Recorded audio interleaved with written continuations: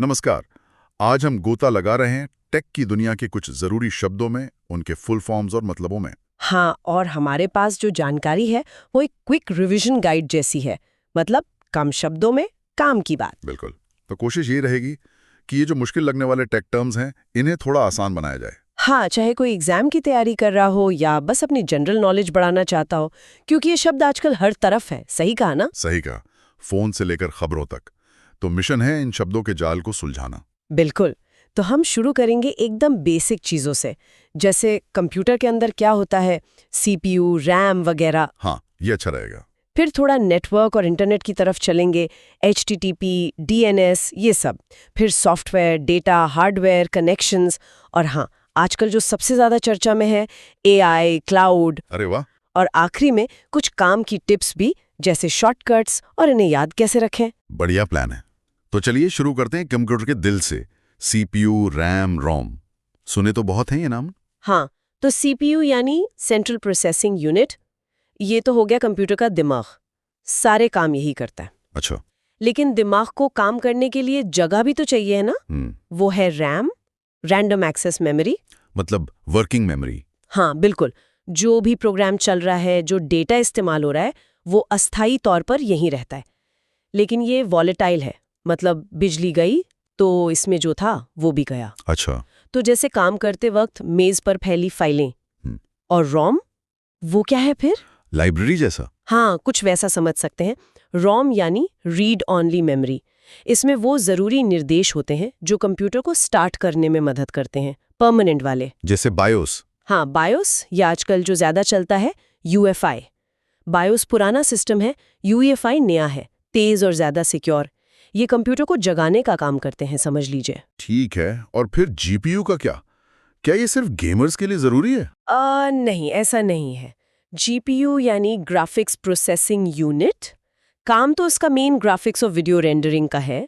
लेकिन आजकल AI और मशीन लर्निंग जैसे कामों में भी इसका खूब इस्तेमाल होता है, क्योंकि ये पैरेलल प्रोसेसिंग, मतलब एक साथ कई काम करने में बहुत अच्छा है।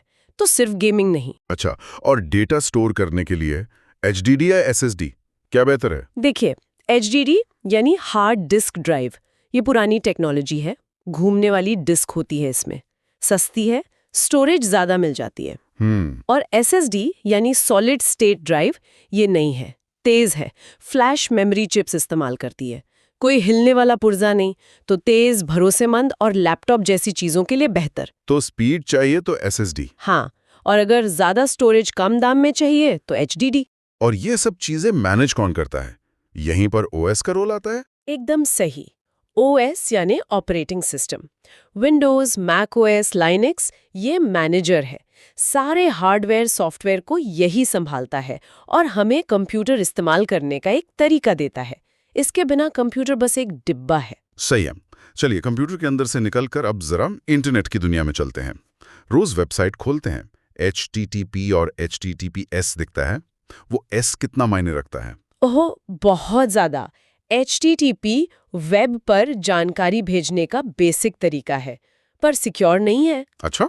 HTTPS में S का मतलब ही सिक्योर है। ये एन्क्रिप्शन इस्तेमाल करता है, मतलब जब आप कोई पासवर्ड या क्रेडिट कार्ड डिटेल डालते हैं तो वो कोड में बदल जाती है, बीच में कोई पढ़ नहीं सकता। तो हमेशा HTTPS वाली साइट यूज करनी चाहिए सेंसिटिव जानकारी के लिए। बिल्कुल, सुरक्षा का पहला कदम है ये। और वेबसाइट का पता होता है URL, पर वो बदलता है IP एड्रेस में DNS की मदद से। ये DNS क्या बला है? कहते हैं इंटरनेट की फोन बुक है। हाँ, बिल्कुल। URL तो हो गया वेबसाइट का नाम, जैसे google.com, आसान याद रखने वाला नाम। हाँ। लेकिन इंटरनेट असली में नंबरों पर काम करता है। हर वेबसाइट का एक नंबर होता है, IP एड्रेस, जैसे फोन नंबर। ओके। तो DNS यानी डोमेन नेम सिस्टम का काम है इस नाम URL को उसके असली नंबर IP एड्रेस में बदलना। जी। जब आप ब्राउजर में नाम लिखते हैं तो कंप्यूटर पहले DNS सर्वर से पूछता है भाई इसका नंबर क्या है, फिर उस नंबर पर कनेक्ट होता है। अच्छा, वरना सारे नंबर याद रखने पड़ते हैं। हाँ, मुश्किल हो जाता।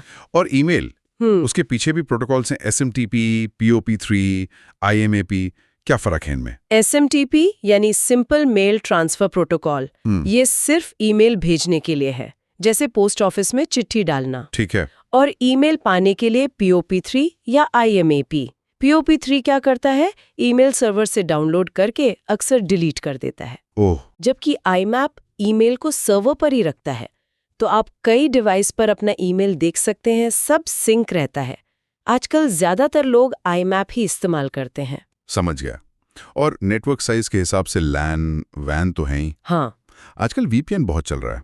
ये क्या करता है असल में? VPN मतलब वर्चुअल प्राइवेट नेटवर्क। ये आपके इंटरनेट कनेक्शन को एनक्रिप्ट करके एक सेफ सुरंग जैसा बना देता है। अच्छा। हाँ, इससे आपका डेटा सेफ रहता है, खासकर अगर आप पब्लिक वाईफाई यूज कर रहे हैं।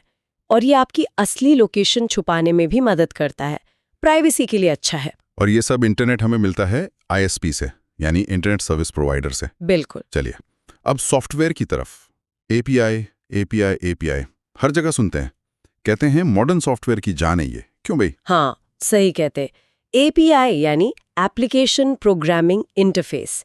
ये समझिए कि दो अलग-अलग सॉफ्टवेयर के आपस में बात करने का एक स्टैंडर्ड तरीका है, नियम है बात करने के। जैसे मान लीजिए आप कोई ऐप इस्तेमाल कर रहे हैं जिसमें मैप दिखाना है, तो वो ऐप खुद मैप नहीं बनाएगा, वो गूगल मैप्स की API से बात करेगा और मैप दिखा देगा। पेमेंट करनी है तो पेमेंट गेटवे की APIs यूज होगी। अच्छा, तो ये APIs ही अलग-अलग सर्विसेज को जोड़ती हैं। बिल्कुल। इसी वजह से आज के ऐप्स इतने सारे काम कर पाते हैं। बिना APIs के आजकल का ऐप इकोसिस्टम सोच भी नहीं सकते। जैसे गाड़ी में अलग-अलग कंपनियों के पार्ट्स होते हैं, पर सब मिलकर चलते हैं। हाँ, कुछ वैसा ही। अच्छा, और हम कंप्यूटर से कैसे बात करते हैं, उसके भी तरीके हैं, GUI और CLI। हाँ, GUI तो हो गया ग्राफिकल वाला, आइकन, मेन्यू, माउस क्लिक। हाँ, GUI यानी graphical user interface. Windows, macOS आसान है ज्यादातर लोगों के लिए। और CLI यानी कमांड लाइन इंटरफेस, जहां हम कमांड टाइप करते हैं। टर्मिनल जैसा। हाँ, जैसे लाइनेक्स टर्मिनल।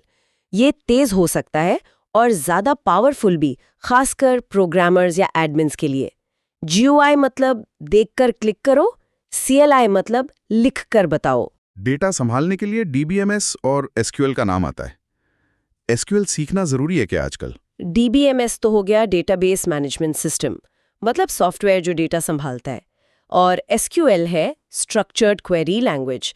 ये वो भाषा है जिससे हम डेटाबेस से बात करते हैं। अच्छा। डेटा निकालना, डालना, बदलना सब SQL से होता है। और हाँ, आजकल डेटा इतना ज्यादा है कि SQL की बेसिक जानकारी बहुत काम आ सकती है। सिर्फ टेक में ही नहीं, मार्केटिंग, फाइनेंस, कई जगह।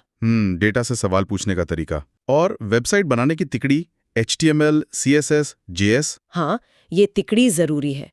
HTML समझिए वेब पेज का ढांचा या कंकाल है।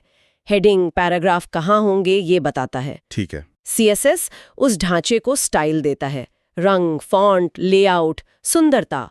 और JS यानी जावास्क्रिप्ट, वो उसमें जान डालता है, इंटरैक्टिविटी, एनिमेशन, बटन क्लिक करने पर क्या होगा। तो HTML ढांचा, CSS स्टाइल, JS फंक्शन। बिल्कुल, तीनों मिलकर वेब पेज बनाते हैं। और डेटा भेजने के लिए आजकल JSON बहुत चलता है। हाँ, JSON यानी जावास्क्रिप्ट ऑब्जेक्ट नोटेशन। ये काफी पॉपुलर है क्योंकि इंसानों के लिए पढ़ना आसान है और कंप्यूटर के लिए प्रोसेस करना भी हल्का और तेज है। APIs के साथ खूब यूज होता है। XML, CSV भी है, पर JSON ज्यादा चलता है। अब जरा हार्डवेयर कनेक्शंस। USB तो सबको पता है, पर HDMI और डिस्प्ले पोर्ट में क्या फर्क है? मॉनिटर के लिए कौन सा बेहतर? USB तो मल्टीपर्पज है, डेटा, पावर सब। वीडियो के लिए HDMI आम है, टीवी, कंसोल वगैरह में। हाँ। डिस्प्ले पोर्ट कंप्यूटर मॉनिटर्स के लिए ज्यादा एडवांस्ड माना जाता है। हाई रिफ्रेश रेट, ज्यादा रेजोल्यूशन के लिए बेहतर है। गेमिंग या प्रोफेशनल काम के लिए लोग अक्सर डिस्प्ले पोर्ट पसंद करते हैं। और कंप्यूटर के अंदर स्टोरेज की स्पीड, SATA और NVMe में क्या फर्क है? ये NVMe SSDs इतनी महंगी क्यों होती हैं? SATA पुराना इंटरफेस है SSD को मदरबोर्ड से जोड़ने का। NVMe नया है और बहुत तेज। ये सीधे PCI बस से जुड़ता है, जिस पर ग्राफिक्स कार्ड भी लगता है। ओह! तो इसकी स्पीड SATA SSD से कई गुना ज्यादा होती है, इसीलिए महंगे भी होते हैं। परफॉर्मेंस में बहुत फर्क है। समझ गया। और कंप्यूटर को बिजली देने वाला PSU और बैकअप देने वाला UPS? PSU यानी पावर सप्लाई यूनिट। ये कंप्यूटर के अंदर होता है, दीवार से आने वाली एसी करंट को कंप्यूटर के लिए जरूरी डीसी करंट में बदलता है। अच्छी क्वालिटी का पीएसयू जरूरी है कंप्यूटर के लिए। और यूपीएस? यूपीएस यानी अनइंटरप्टेबल पावर सप्लाई। ये बाहरी डिवाइस है, बैटरी बैकअप। लाइट जाने पर कंप्यूटर को थोड़ी देर ऑन रखता है ताकि आप काम सेव करके शट डाउन कर सकें। डेटा लॉस से बचाता है। चलिए अब आते हैं उन शब्दों पर जो आजकल हर तरफ हैं। एआई, एमएल, एनएलपी, ये सब एक ही चीज हैं क्या? जुड़े हुए हैं पर एक नहीं है। एआई यानी आर्टिफिशियल इंटेलिजेंस, ये सबसे बड़ा आइडिया है, मशीनों में इंसानी समझ लाना। एमएल यानी मशीन लर्निंग, एआई का ही एक हिस्सा है। इसमें मशीनें डेटा से खुद सीखती हैं बिना सीधे प्रोग्राम किए। अच्छा। और एनएलपी यानी नेचुरल लैंग्वेज प्रोसेसिंग, ये एमएल का एक हिस्सा है जो मशीनों को इंसानी भाषा समझने और इस्तेमाल करने में मदद करता है। जैसे चैटबॉट या गूगल ट्रांसलेट? हाँ, बिल्कुल सही समझा आपने। और आईओटी, इंटरनेट ऑफ थिंग्स, क्या ये सिर्फ स्मार्ट फ्रिज और बल्ब तक ही है? नहीं, आईओटी का मतलब है कोई भी डिवाइस जो इंटरनेट से जुड़कर डेटा भेज या ले सके। स्मार्ट होम तो एक उदाहरण है। इसका इस्तेमाल इंडस्ट्री में, हेल्थ केयर में, शहरों में, हर जगह हो रहा है। फिजिकल और डिजिटल दुनिया को जोड़ रहा है ये। एक और शब्द है जो थोड़ी चिंता पैदा करता है, डीप फेक। इसका खतरा क्या है? डीपफेक मतलब एआई का इस्तेमाल करके इतने असली दिखने वाली नकली वीडियो या ऑडियो बनाना कि यकीन करना मुश्किल हो जाए। हाँ, ये तो खतरनाक लगता है। खतरा यही है कि इसका इस्तेमाल गलत जानकारी फैलाने, किसी को बदनाम करने या धोखाधड़ी के लिए हो सकता है। क्या असली है, क्या नकली, ये पहचानना मुश्किल होता जा रहा है। और डिजिटल दुनिया में एनएफटी और ब्लॉकचेन, क्या ये सिर्फ क्रिप्टो करेंसी के लिए हैं? एनएफटी यानी नॉन फंजिबल टोकन, ये ब्लॉकचेन पर एक यूनिक डिजिटल चीज का मालिकाना हक का सर्टिफिकेट है। डिजिटल आर्ट के लिए पॉपुलर हुआ था। और ब्लॉकचेन वो टेक्नोलॉजी है जो एनएफटी और क्रिप्टो को मुमकिन बनाती है। ये एक तरह का डिजिटल बही खाता है जो सुरक्षित है, पारदर्शी है और किसी एक के कंट्रोल में नहीं है।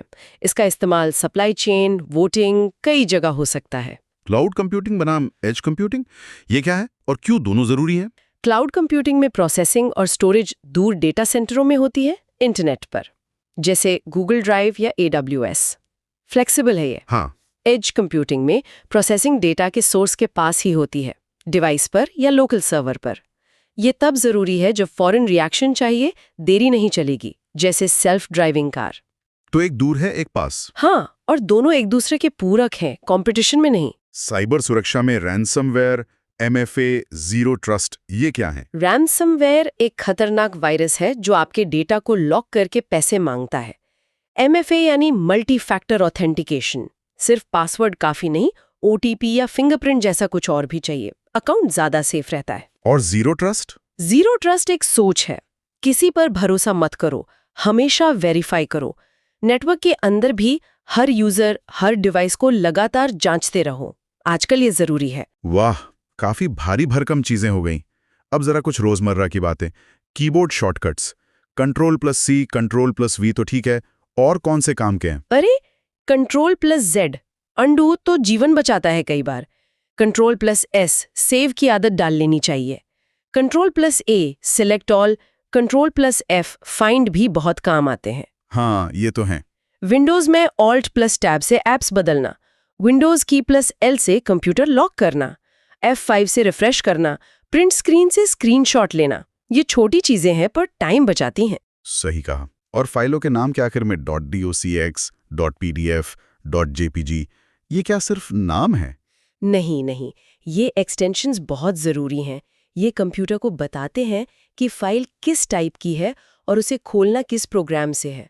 अच्छा। हाँ, डॉक्स मतलब Word file, XLSX Excel, PDF portable document, JPG image, MP3 गाना, MP4 वीडियो, .exe प्रोग्राम, इससे सावधान रहना चाहिए।